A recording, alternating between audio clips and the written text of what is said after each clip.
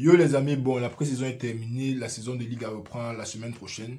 Donc je pense que c'est le moment idéal d'analyser un peu notre pré-saison au Real, voir ce qui a marché, voir ce qui n'a pas marché, et voir un peu comment un joueur se porte. Avant ça, n'oubliez pas bien sûr de vous abonner, on ne fait que monter, likez la vidéo et puis bon, passons directement à la vidéo. Bon, le Real qui a joué 4 matchs cette année avant la saison, on a joué 4 matchs, c'était contre l'AC Milan, United, le Barça et puis Juventus. 2 victoires, 2 défaites. Bon, c'est pas le meilleur des bilans, mais c'est mieux que rien. On aurait pu avoir 4 défaites quand même, vu comment on a vu certains matchs. Et si je dois me prononcer, si je dois donner une note à notre pré-saison, je dirais même 4 sur 10. Parce que ce n'était pas la pire des pré-saisons. Certes, on a perdu 2 matchs, on a perdu le Classico, mais ce n'était pas la pire des pré-saisons. On a eu beaucoup de nouveaux joueurs, beaucoup de nouveaux sangs, une nouvelle formation. On a eu beaucoup de choses à tester. Et c'était intéressant à voir. C'était intéressant de voir comment Ancelotti gérait ces joueurs-là pendant la pré-saison. Parce que pendant la pré-saison, c'est plutôt facile. Tu mets un set de joueurs en première mi-temps, puis tu enlèves la plupart en deuxième mi-temps, tu échanges un peu comme ça. Celui-ci joue 60 minutes, l'autre joue 45, et tout. Tu donnes un peu de temps de jouer à tout le monde. Mais c'était intéressant de voir les différentes combinaisons qu'il a testées, parce que c'était ça le plus intéressant. Il a testé plein de nouvelles choses, plein de combinaisons, avec au mieux avec les Bellingham, Modric, Tchouaméni, Kroos, tout ce beau monde-là. Donc, mon impression sur notre formation, je pense avoir dit ça dans la dernière vidéo. Moi, je ne suis pas satisfait par notre formation à l'instant là. Je ne pense pas que ce soit la meilleure formation pour exploiter nos joueurs. Je pense que Vinicius a besoin d'un rôle beaucoup plus sur l'aile, là où il peut prendre la vitesse, là où il a la place pour courir. Pas que dès qu'il essaie de se déplacer, il y a 2-3 joueurs qui sont toujours sur lui. Non, il a besoin d'espace sur l'aile. Il a besoin d'un joueur au milieu qui attire l'attention, cette attention pour que lui, il puisse faire ce qu'il a fait sur l'aile. Parce que s'il n'y a personne au milieu, comme je dis dans la dernière vidéo, il va seulement recevoir les ballons un peu partout, n'avoir rien à faire, ou bien même quand il va faire la différence, il y aura trop de joueurs sur lui et il n'y aura personne à qui envoyer la bonne passe. Donc, pour notre formation, moi je pense qu'on était meilleur en 4-3-3, qu'on sera meilleur même d'ailleurs en 4-3-3. Reste à voir si Rossellou sera un titulaire indiscutable quand tu as tant de joueurs au milieu de terrain, parce que c'est aussi ça le problème. On joue en 4-4-2 pour pouvoir vraiment utiliser les différentes options qu'on a au milieu de terrain. Si tu quittes de là en 4-3-3, tu sais qu'il y a une place au milieu de terrain que tu vends. Tu sais qu'en 9, tu dois mettre soit Rossellou qui n'est pas le meilleur 9 au monde, soit Rodrigo qui n'est pas un 9 de formation. Donc ça ne va pas changer grand chose que de mettre Rodrigo et Vinicius devant. Et Vinicius qui va sur l'aile de temps à autre. Donc niveau formation, je pense qu'on a encore quelque chose à recadrer. Reste à voir au début de la saison. Peut-être que les gars vont nous sortir un nouveau football. Parce que c'est aussi vrai que pendant la pré-saison aussi, il y a eu beaucoup de déchets. Tu sentais vraiment que les gars sortaient des vacances, que ce soit les passes faciles qu'on a ratées, que ce soit les 6 bas transversales et poteaux contre le Barça. Tu sentais vraiment que c'était encore la pré-saison et était encore en train de se réchauffer. Donc j'espère vraiment qu'arrivé à la saison, toutes les occasions qu'on a eu contre le Barça par exemple, on va pouvoir les marquer. Et que en général, notre jeu sera beaucoup plus construit. Parce que certes, en jouant avec 4 milieux de terrain, on faisait beaucoup les permutations. On faisait beaucoup les passes et tout. Les joueurs tournaient, s'embrouillaient le milieu de terrain adverse. Mais au niveau de la percussion offensive, il faut des instructions beaucoup plus claires, beaucoup plus précises. Il faut que les joueurs sachent ce qui est attendu d'eux. Il faut que les joueurs puissent jouer leur poste proprement. Parce que quand tu as 2 buteurs, et on joue comme Chelsea de l'année passée, là où les 2 buteurs font qu'aller sur les chercher les ballons, il n'y a personne pour marquer après. Déjà, même s'ils font une différence, comme je dis, il n'y a personne pour marquer après. Donc j'attends vraiment le début de la saison pour voir comment l'équipe s'arrange, en quelle formation on joue, la mentalité des joueurs, la précision des petits gestes et tout ça. Je pense que ça sera très crucial pour bien lancer la saison et pour prendre une avance peut-être sur le Barça. Bon, maintenant, à part ça, il y a aussi le facteur Vinicius dont je voulais parler parce que Benzema n'est plus là, c'était notre capitaine. Et j'ai l'impression que cette pré-saison, Vinicius se sent... J'ai l'impression que cette pré-saison, Vinicius se sent... What the fuck? J'ai l'impression que cette pré-saison, Vinicius se sent... Genre, il se sent comme le leader de l'équipe. Et ce n'est pas mauvais d'être le leader de l'équipe, mais il y a une différence entre être le leader et être l'homme à tout faire. Il y a une différence entre être le leader technique sur le stade et être le leader technique sur des trucs comme les coups de pied arrêtés dans le vestiaire et tout ça. Vinicius, c'est un leader technique sur le stade. Tu lui donnes le ballon, tu sais qu'il peut te débloquer une ou deux situations. Tu sais qu'il peut faire ceci, il peut faire cela, mais je ne pense pas que ce sera Vinicius que tu vas voir dans le vestiaire en train de gronder les joueurs, en train de motiver les gens, en train de crier ici, là-bas, après un but, en train de parler aux joueurs pour leur dire ce qu'ils ont fait de mal. Ce n'est pas Vinicius l'homme là. Donc, si on est d'accord que ce n'est pas Vinicius le gars qui va faire tout ce que je viens de dire, pourquoi est-ce qu'on laisserait quelqu'un comme Vinicius prendre les pénaltys? Parce que j'ai vu ça pendant le match et moi j'étais choqué, j'étais surpris que comment Vinicius prend le penalty devant par exemple les joueurs beaucoup plus habiles. Parce qu'il y a beaucoup de joueurs beaucoup plus habiles que Vinicius pour prendre les penalties. Donc je me suis demandé pourquoi Vinicius vient prendre le penalty dans un classico. Genre au Real, on n'est pas venu ici là pour créer les... Quand tu arrives au Real, c'est toi, soit tu es une star, soit tu n'es pas une star. Tu ne viens pas ici là pour t'imposer que je serai la star de l'équipe, pour montrer que je vais faire ceci. Comme c'est sur moi que l'équipe compte maintenant, comme c'est moi qui porte le C, je suis obligé de tout faire. Ce n'est pas comme ça au Real. Au Real, on t'attribue ton job par rapport à ton skill. Vinicius, on t'a mis sur l'aile parce que tu as la capacité, tu as la vitesse, la capacité à déborder, déstabiliser. Oui, on connaît.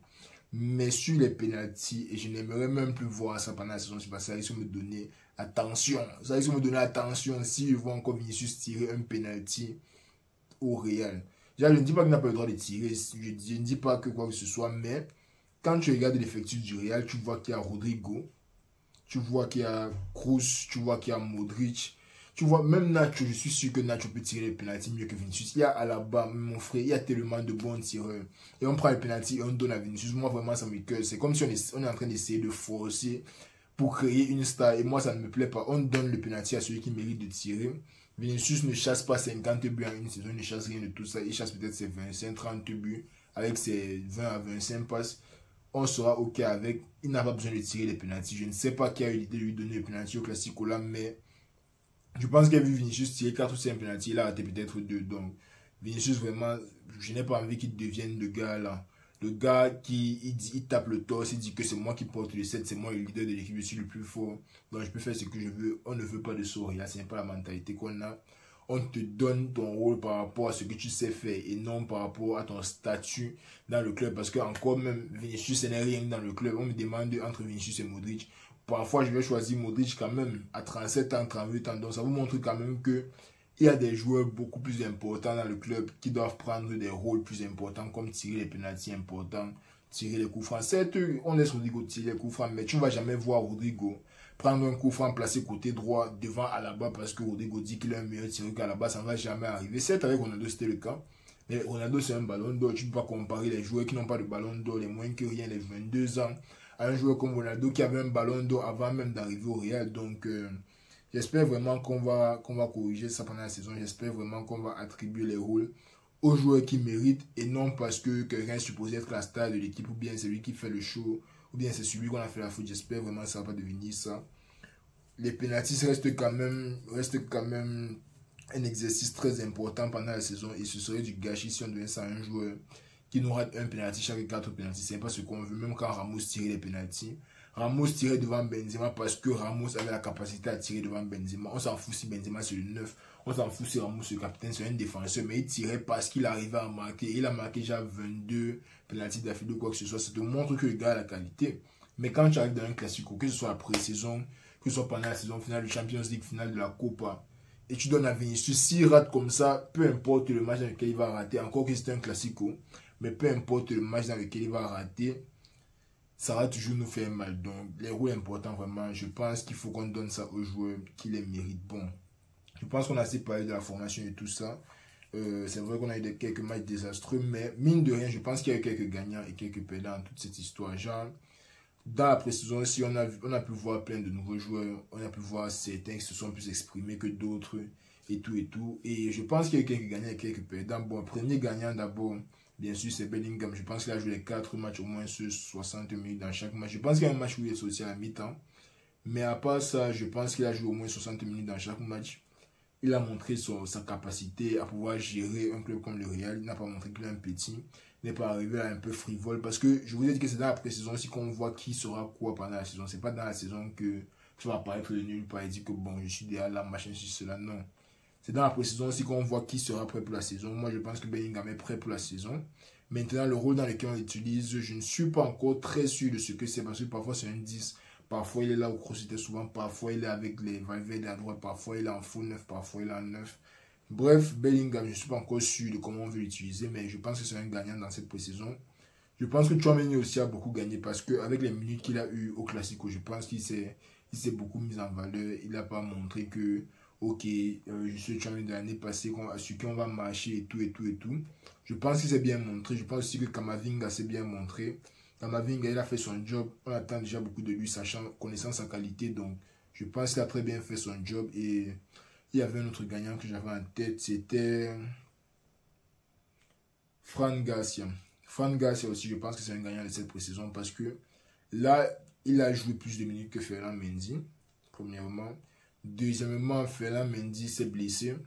Troisièmement, même si Ferland Mendy ne se blessait pas, moi, dans le jeu, je préfère un Fran Garcia à un Ferland Mendy. Je préfère un petit qui te montre qu'il a le cœur, qu'il a la grinta, qu'il a l'envie de jouer, plus qu'un autre joueur qui a l'air d'être déjà à l'aise dans le club et en plus qui se blesse autant que Ferland Mendy. Vraiment, Mendy, j'étais content quand il venait, mais parfois, ça ne se passe toujours pas comme prévu. Il a gagné sa Ligue des Champions. Je pense qu'il a assez fait pour nous comme ça. S'il venait à partir, je ne serais pas trop fâché parce qu'en fin de compte, là, il ne joue pas beaucoup. Il y a maintenant un nouveau jeune qui est venu prendre sa place. Donc, ça sera un peu compliqué pour Mendy. Et en parlant de Mendy, on passe une fois au perdant. Moi, je commence par Ferland Mendy parce que Ferland Mendy, vraiment, je pense qu'il a beaucoup d'âme. Je pense qu'il a beaucoup d'âme. Pendant les matchs qu'on a mis, il n'a pas montré qu'il pouvait trop apporter quoi que ce soit à l'équipe. Il n'a pas vraiment transformé un match, ou bien il n'a pas vraiment été utile offensivement ou défensivement. Donc, Ferland Mendy, je pense qu'on peut s'en passer. Mauvaise précision pour lui, je dirais aussi dans les nouveaux venants, Brahim Diaz. Parce que Brahim Diaz, je pense qu'il n'a pas eu l'opportunité de s'exprimer autant qu'il voulait. Certes, il a montré qu'il avait quelques qualités ici, là-bas en passant, mais dans son football, il n'a pas vraiment montré un joueur qui voulait s'imposer, qui était là pour prendre sa place au Real. Bon, à part eux deux, je n'ai pas beaucoup de perdants en tête. Je pense quand même que ça sera très compliqué pour certains joueurs d'avoir des minutes, comme peut-être Nacho, peut-être Dani Ceballos. On n'a même pas vu Dani Ceballos cette pré-saison, donc ça sera très compliqué pour certains joueurs d'avoir des minutes, mais all in all, je pense qu'on est, je ne vais pas dire qu'on est prêt pour la saison, mais on a quand même fait une pré-saison intéressante, il y avait beaucoup de choses à apprendre. Il y a eu de belles choses, il y a surtout eu de mauvaises choses, mais le plus important dans tout ça, c'est d'apprendre et de prendre des leçons. La Ligue reprend la semaine prochaine. Donc, à partir de la semaine prochaine, il y aura des débriefs sur le Real, sur le Barça et sur les top 6 en première ligue. Je pense que je vais aussi faire pour le championnat saoudien parce que ça devient plus intéressant que prévu. Donc, si j'arrive à regarder quelques matchs dépendant du fuseau horaire, si j'arrive à regarder quelques matchs, je pense que je vais faire quelques vidéos sur ça aussi.